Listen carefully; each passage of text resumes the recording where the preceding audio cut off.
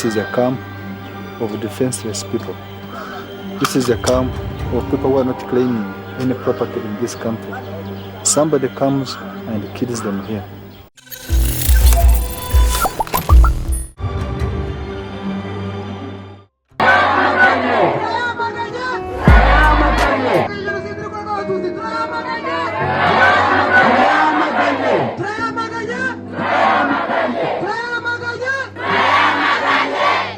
December Congolese Tutsi communities and friends around the world mourn and remember the genocide against the Tutsi in Mudende refugee camp in 1997. They mourn and remember all the atrocities that were committed against the Tutsi from the 90s and still happening up to date in the eastern DRC. This commemoration has been happening for over 2 decades now. Unfortunately, it has yet to be covered by local and international media, which sometimes leads them to a lot of unanswered questions. We live in a world that preaches love, peace and equality, but you sometimes wonder if they are talking about the afterlife because that world doesn't exist for everybody, and certainly not for the Congolese Tutsi. It has all started in 1994 after Rwanda genocide, where the extremist Hutu massacred 1 million Tutsi in 100 days. Then after the RPF took power, the majority of them exiled to eastern DR Congo. And from then, everything started going left for the Tutsi community in DRC. They did not take break, they started killing and chasing Tutsi from their own land.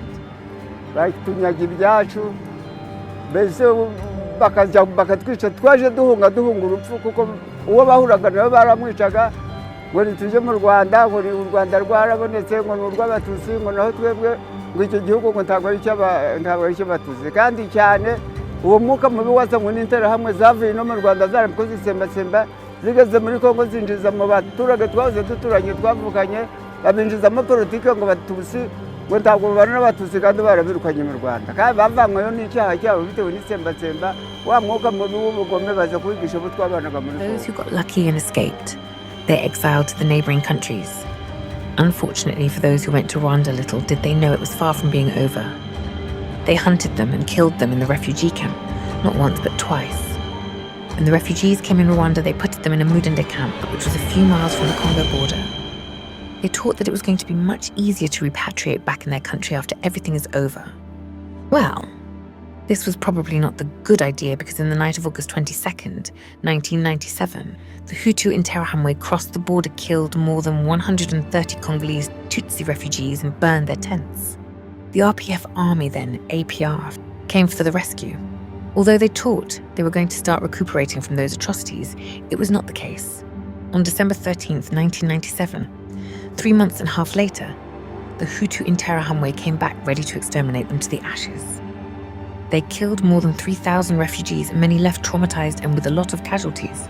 After the second massacre in Mwenza Kongolo, the Interior Minister of DRC held a press conference addressing the situation.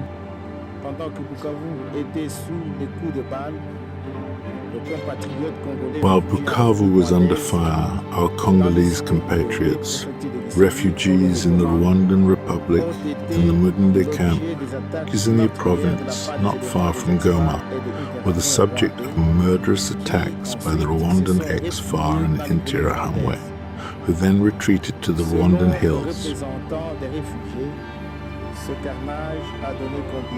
According to the representative of the refugees, this carnage gave us a provisional estimate: 1,643 dead, 237 seriously injured, 1,150 missing. The government of the Democratic Republic of Congo has decided that this genocide will not be unpunished. The Mudende survivors were then moved to Gihembe refugee camp, a camp located in Gichambi, in the north of Rwanda. Impunzi muri inkambi ya Gihembe twazakiriye mu 1997 ziturutse muri Kongo kubera yuko hari ibibazo noneho bahungira mu Rwanda.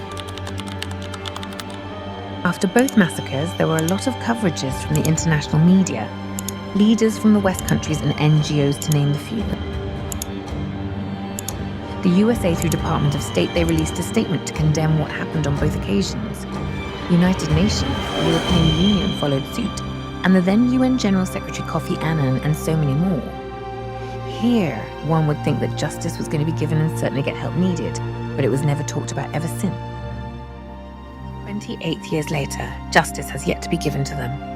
They have never had a chance to bury their loved ones in peace. It is one of the burdens they carry every day. If you have ever lost someone dear to you, you know that closure feeling when you say last goodbye. It helps you to cope or accept their passing. However, if you lose them in such tragic manner, you sometimes question the reality of it and wonder that they are maybe still out there. It is tough.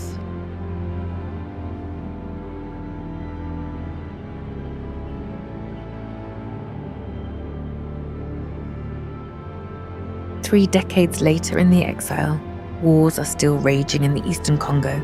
There is no hope of repatriating. Refugees are dying from trauma and depression. Although they are very thankful for the host country and UNHCR for the past 3 decades, charity is no substitute for justice withheld.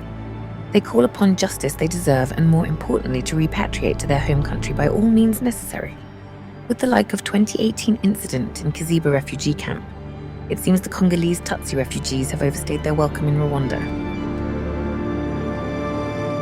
Did this video to honor the victims of the Mudende Genocide against the Tutsi, where lives were stolen. For decades, the pain, depression, and hopelessness have weighed heavily on those affected. Countless casualties, enduring disabilities, and the lack of a place to call home have marked this dark chapter. Despite the passage of time, justice remains elusive. Join us as we remember the lives lost, reflect on the ongoing struggles, and acknowledge the resilience of those who continue to fight for recognition and justice. Their stories deserve to be heard. About ever since.